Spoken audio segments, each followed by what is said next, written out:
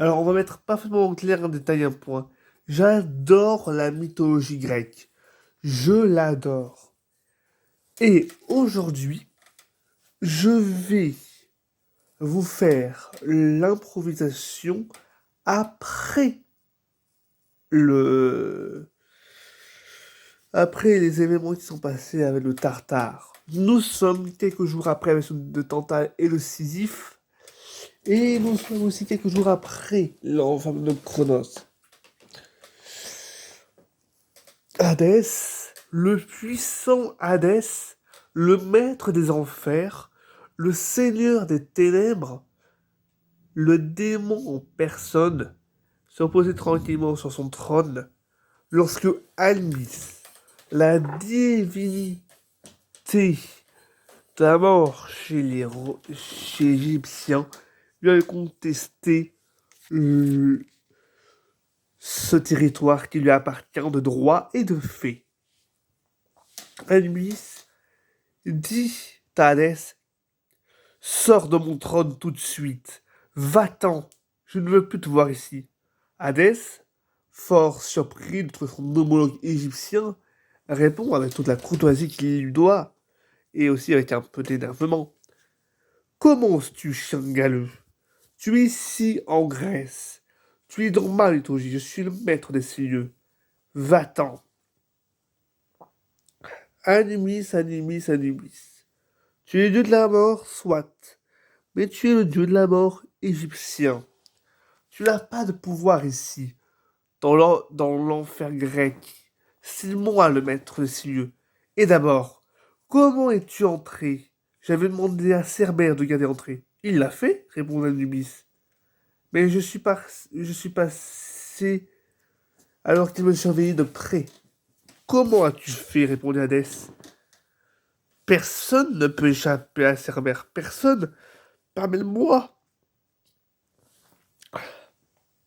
Maintenant, retourne dans ta mythologie, chien galeux. Un jour, je prendrai contre ta mythologie, Hadès, et tu verras comment on est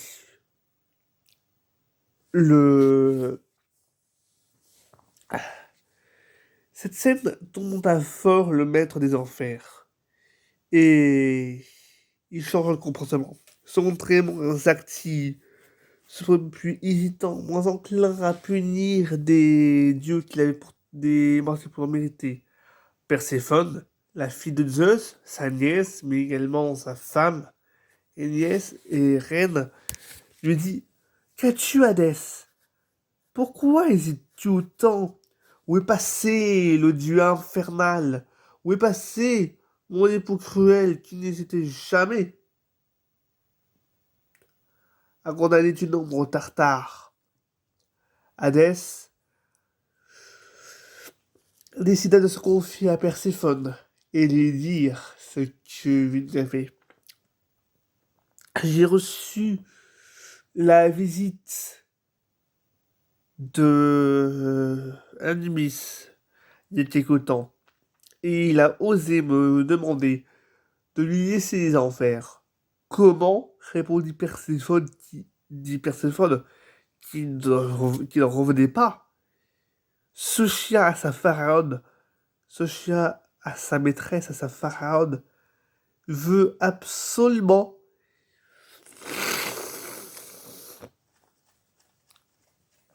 a osé te contester la propriété des enfers. Mais tu es le grand Hadès. Personne ne peut, personne ne peut te dire que tu ne peux pas. Personne ne peut te dire que tu n'es pas dans ton droit avec tes enfers. Certes, mais je viens pas conseil des dieux. Et en effet, quelques jours plus tard se tenait un grand conseil hebdomadaire des dieux.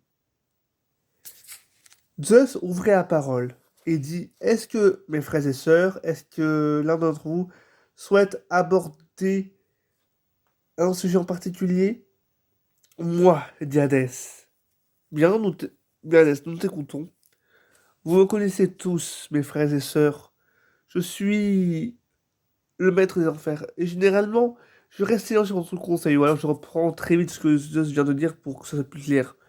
Mais aujourd'hui, je viens, je veux parler, car j'ai été victime de ce qu'on peut appeler une usurpation de profit. Hein? Quoi? Une usurpation de propriété. Comment ça? Répondent les autres deux en chœur. Eh ben, Anubis, mon homologue égyptien, a osé me revendiquer la propriété des enfers alors que je suis le seul maître à pouvoir régner sur ces enfers infernales. Comment, dit Zeus, et dont ça doit avoir fait trembler tout l'Olympe, ce Anubis a osé te revendiquer à toi, Hadès, maître des enfers, ta propriété. Mais c'est n'importe quoi. Je suis d'accord. Mais comment faire? Comment faire? Eh ben, on va lancer dans une guerre. Tu es sérieux? Demanda Hera. Encore une guerre? Oui, mais tu ne comprends pas, dit Zeus. Si, si Anubis a osé revendiquer à Hadès la propriété des enfers, je peux vous dire que ça va aller crescendo jusqu'à moi. Vous allez voir. Bien que Hera soit sceptique, les autres dieux approuvent ce que dit Zeus et se rangent à son côté. Ils doivent tous être là. Tous. Et la est retournée à sa place, au fin fond de l'Égypte. Quant à Hadès, il s'est montré plus cruel que jamais. Mais Zeus, lui, était toujours inquiet. Quand je vous disais que ça allait être le début d'une époque de soucis, je ne mentais pas.